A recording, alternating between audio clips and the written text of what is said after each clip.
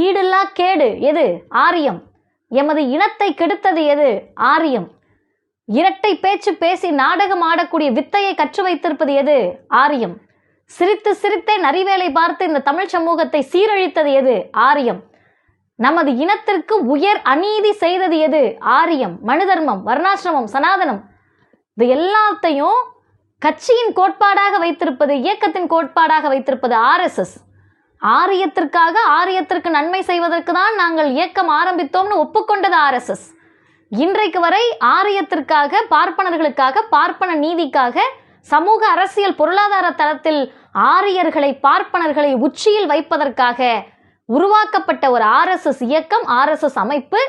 அதனுடைய கிளைதான் நாங்கள் இந்து முன்னணி BJP என்று பகிரங்கமாக அறிவித்து ஒரு மாநாடு நடத்துறாங்கன்னா அந்த மாநாட்டில் அதிமுகவுக்கு என்ன வேலை என்பதை உண்மையான அதிமுக தொண்டர்கள் கேட்கணுமா வேண்டாமா? நான் இன்னைக்கு சொல்றேனே, RSS-னுடைய கூட்டத்தில் போய் நீங்க மோகன் பகவத்தோடு முன்னாள் அமைச்சர் SP வேலுமணி போய் கலந்துக்கிறாருன்ற செய்தியெல்லாம் வருதில்ல. இதையெல்லாம் பார்க்கிற போது அதிமுகவில் இருக்கக்கூடிய உண்மை தொண்டர்கள் நீங்கள் சீர்தூக்கி பார்க்க வேண்டாமா? கேள்வி கேட்கல அப்படின்னு சொன்னாலும் திராவிடம் என்ற பெயரையோ அண்ணாவின் பெயரையோ தாங்கி நிற்பதற்கு துளிகூட தகுதியற்றவர்களாக அதிமுக மாறி நிற்கிதுன்னு சொல்ல வேண்டிய கடமை நமக்கு இருக்கு.